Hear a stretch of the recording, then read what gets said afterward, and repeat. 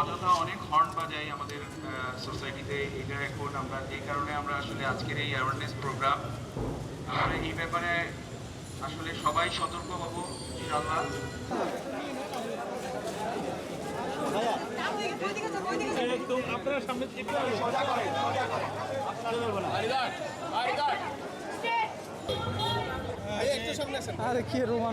Stress hormone অনেক বেড়ে যাচ্ছে, যার কারণে জেস্টেশনাল ডায়াবেটিস, জেস্টেশনাল হাইপারটেনশন এগুলো ডেভেলপ করছে।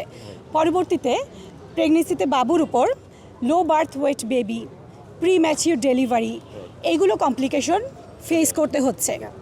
বেবির ক্ষেত্রে যেটা হয়, প্রথম ট্রাইমেস্টারে প্রথম 3 থেকে 4 মাস মায়ের পেটে বাচ্চার হেয়ারিং ডেভেলপমেন্টাল যা যা সেন্সরি ডেভেলপমেন্ট এগুলো সব 3 থেকে 4 মাসের মধ্যেই হয়ে যায়। এই সময়ে যে মা শব্দ দূষণের শিকার হবে, তার পরবর্তীতে বাচ্চার ক্ষেত্রে হিয়ারিং লস পর্যন্ত হয়, ডেভেলপমেন্টের ডিলে হচ্ছে। দিনরাত 24 ঘন্টায় গাড়িগুলো আপনার হর্ন দিয়ে দিয়ে যায়, যার ফলে দেখা যায় যে সারাদিন তো আমার বাচ্চার সমস্যা হয়, রাতের বেলাও সমস্যা হয়। তো আমাদেরকে এই হর্ন দেওয়ার যে অভ্যাসটা, এটা আমাদেরকে পরিহার করতে হবে। আমরা অনেকটা আমাদের এমন একটা মানসিক অবস্থা সৃষ্টি হয়েছে যে আমরা চেষ্টা করি কার গাড়ির হর্ন কত বেশি হতে পারে, এমন একটা একটা প্রতিযোগিতা, এমন একটা ধারণা যে আমার হর্ন যত শক্তিশালী হবে আমি তত দ্রুত সাইড কেটে চলে যেতে পারবো। এগুলো আমাদেরকে পরিহার করতে হবে। একই সাথে হর্ন যাতে বাজাতে না হয় সেই জন্য কী ধরনের ট্রাফিক সিস্টেম ইমপ্লিমেন্ট করা যায় সেই দিকেও আমাদেরকে মনোযোগী হতে হবে। আমরা বসুন্ধরাকে একটু ডিফারেন্টভাবেই দেখতে চাই এবং গড়ে উঠেছে বাংলাদেশে বা ঢাকা শহরের অন্য অন্য সোসাইটির চাইতে বসুন্ধরা কম্পারেটিভলি অনেক বেটার, অনেক সুন্দর, এবং সোসাইটির যারা বসবাসকারী তারা আমরা এখানে এনজয় করি, কারণ এখানে চমৎকার সিকিউরিটির ব্যবস্থা, চমৎকার কি বলবো, কোনো বাস ট্রাক বা অন্য যানবাহন এখানে চলে না। এখানে যারা থাকে গাড়ি ঘোড়াগুলো তাদেরই বেশি চলে, বা বাইরে থেকে যারা আসে সেটা পার্সোনাল গাড়ি। তো এখানে আমার পলিউটেড হওয়ার খুব বেশি সুযোগ কম। তো আমরা যদি সচেতন হই, আমার মনে হয় সেটা আরও বেশি। এই যে পৃথিবীর কোনো দেশেই কিন্তু হর্ন বাজায় না, তারা কিন্তু আস্তে করে সুন্দর করে গাড়ি থামে, সামনে দিয়ে লোকজন চলে যায়, তারপরে গাড়ি স্টার্ট করে। এইটার নিয়মকানুনগুলো যদি নিজেরা সচেতন না হই তাহলে এখান থেকে বেরিয়ে আসতে পারবো না। আমাদের আগে নিজেদের সচেতন হতে হবে, এই সচেতনতার জন্য আজকের এই আয়োজন। প্রবলেমটা হচ্ছে পরিবেশ নিয়ে। আমাদের এত সুন্দর একটা এরিয়ার মধ্যে অযথা হর্ন বাজানো, ময়লা আবর্জনা, যে বসুন্ধরা সোসাইটিটা কিন্তু খুব সুন্দরভাবে পরিষ্কার পরিচ্ছন্ন রাখার একটা অন্যতম দৃষ্টান্ত এই বসুন্ধরা আবাসিক এলাকাটা। কিন্তু আমরা দেখি অনেক সময় অযথা যত্রতন্ত্র হর্ন বাজানো হসপিটালের সামনে, আবাসিক ভবনের সামনে।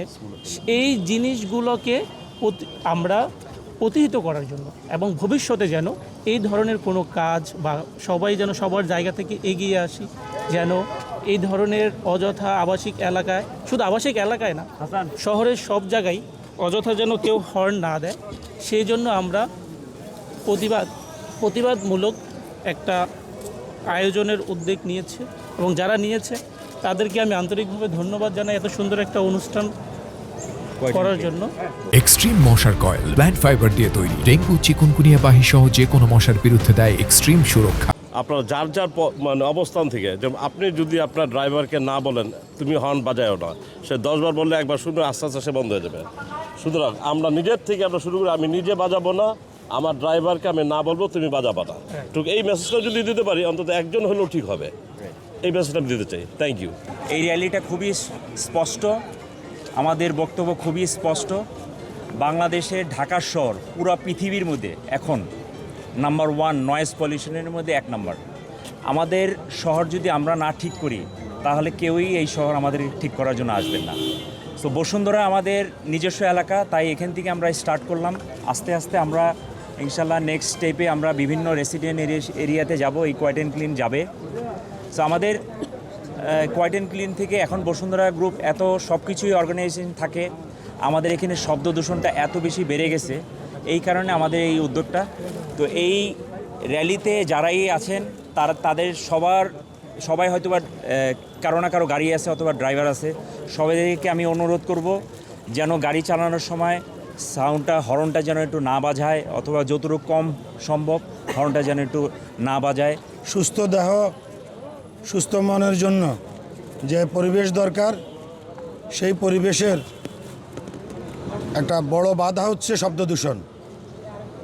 এবং বিশ্ব স্বাস্থ্য সংস্থা জরিপে সর্বোচ্চ নীরব ঘাতক যেগুলো চিহ্নিত আছে তার মধ্যে শব্দ দূষণ একটা অন্যতম। আর এর প্রতিকারের জন্য বসুন্ধরার যে পরিবেশ, এটা আমরা সবাই জানি, বাংলাদেশ তথা দক্ষিণ পূর্ব এশিয়ার একটা মডেল আবাসিক এলাকায় এই ধরনের চমৎকার এবং সময়োপযোগী র্যালি আয়োজন করার জন্য আমি কোয়েট অ্যান্ড ক্লিনকে আন্তরিকভাবে ধন্যবাদ জানাই। তাদের উদ্যোগের সাথে যারা যারা জড়িত সংশ্লিষ্ট সবাইকে আমি সাধুবাদ জানাই এবং ভবিষ্যতেও তাদেরকে নিয়ে বসুন্ধরা ওয়েলফেয়ার সোসাইটি আরও পরিবেশ বান্ধব, নাগরিক বান্ধব প্রোগ্রাম করবে। সারা দেশবাসীর কাছে আমাদের আজকের এই মেসেজ হচ্ছে, এটা শুধু বসুন্ধরা এলাকার বাসীর জন্য নয়, আত্মিকভাবে আপনারা আমাদের সাথে 64টা জেলাতেই আমরা একটা র্যালির মধ্যে যাচ্ছি, আয়োজন করছি। আপনারা আমাদের সাথে যে উদ্দেশ্যে এটা করা, এই মেসেজটুকু যে যেখানে শুনছেন দেখছেন মেসেজটুকু পৌঁছে দিবেন। কোয়েট অ্যান্ড ক্লিনের আয়োজন নাগরিকদেরই আয়োজন, সচেতন নাগরিকদের আয়োজন। আমি বসুন্ধরা ওয়েলফেয়ার সোসাইটির পক্ষ থেকে তাদের উদ্যোগের জন্য আমার আন্তরিক ধন্যবাদ জানিয়ে আমার কথা এখানে শেষ করছি। ধন্যবাদ।